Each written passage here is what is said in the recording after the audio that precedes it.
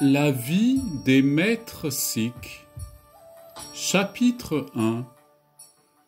Guru Nanak Dev Ji, premier prophète du sikhisme.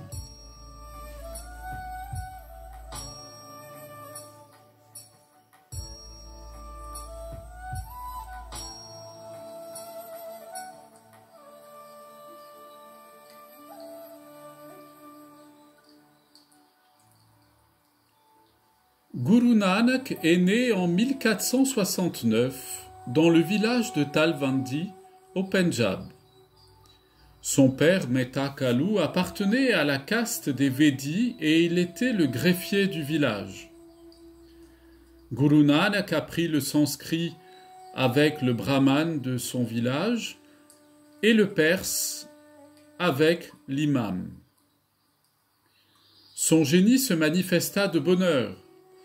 Il donnait sa propre interprétation aux événements quotidiens et aux coutumes de son pays. Il y recherchait toujours la vérité cachée.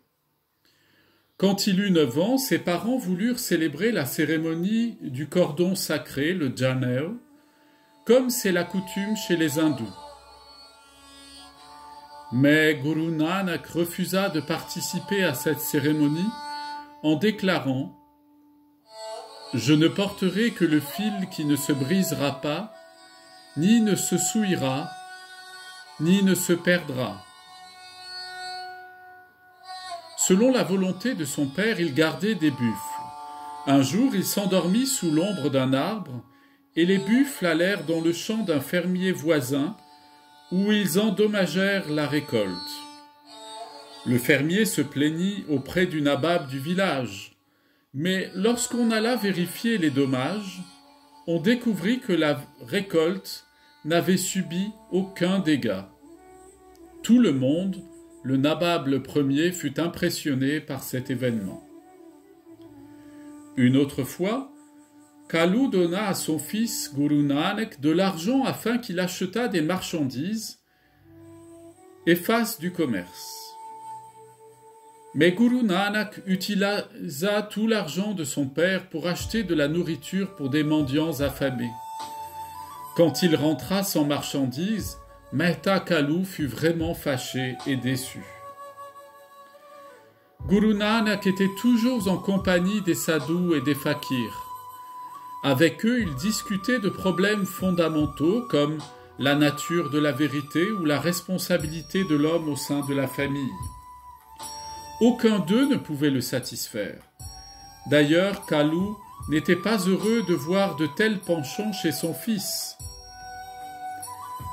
Jairam, le beau-frère de Guru Nanak, conseilla à Mehta Kalu, son beau-père, de marier Guru Nanak.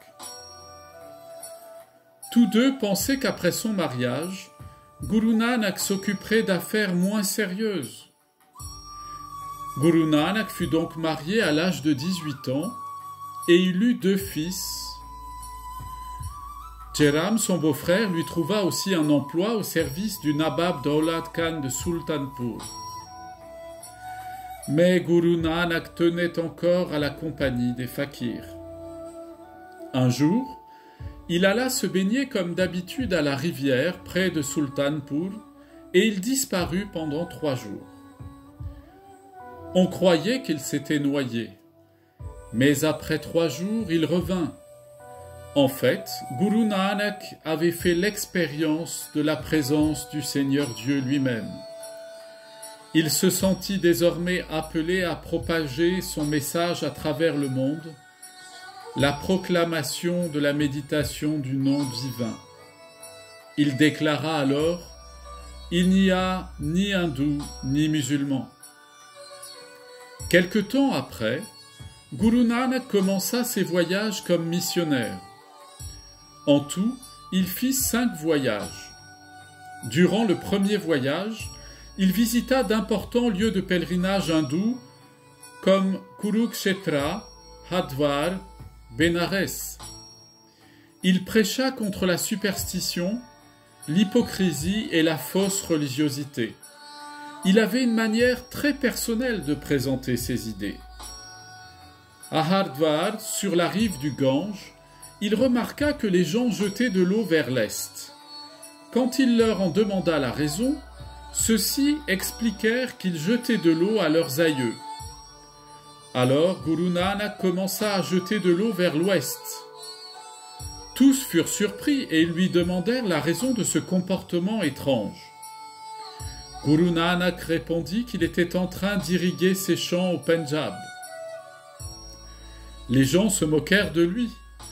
Nanak leur répondit: « Si je ne peux pas irriguer mes champs à des centaines de milliers de lieues de là, comment vos aïeux peuvent-ils recevoir votre eau ?» Tout le monde comprit ce qu'il voulait dire. Pendant son deuxième voyage, Guru Nanak alla dans le sud de l'Inde jusqu'au Sri Lanka. Là, il rendit visite au roi de Jaffna. Son troisième voyage l'amena vers le nord. Il visita le Cachemire, Ladakh et même le Tibet.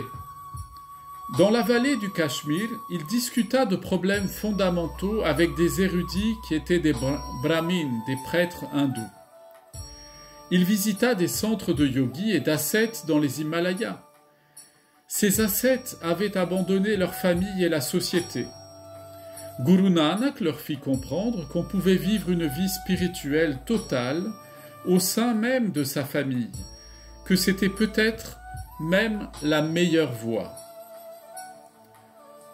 Pendant son quatrième voyage, Guru Nanak alla vers l'ouest et il visita les lieux sacrés des musulmans. Il visita la Mecque, Médine et Bagdad. À la Mecque, il dormait la nuit avec ses pieds vers la Kaaba. Un prêtre le vit dans cette position-là et il le gronda d'avoir commis un péché grave.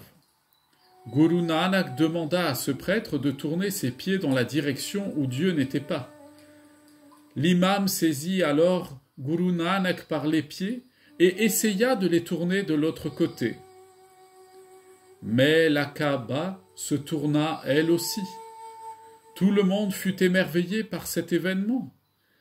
Guru Nanak fit comprendre que Dieu était partout et dans toutes les directions et qu'il ne résidait pas dans un lieu particulier.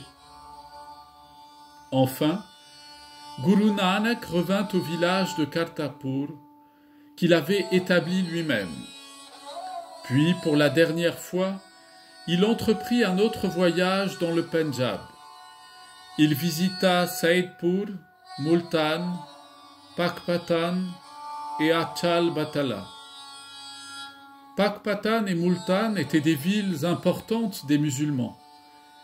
Nanak y prêcha la parole venue de Dieu, celle de l'égalité et de la tolérance entre les disciples de différentes religions. À Achal Batala, Guru Nanak eut avec des siddhas un entretien conservé sous le titre de Siddh Gosht. Les dernières 18 années de sa vie, Guru Nanak habita à Kartarpur. Il y mourut en 1539. Avant sa mort, Guru Nanak désigna Guru Angad, son serviteur, comme devant lui succéder.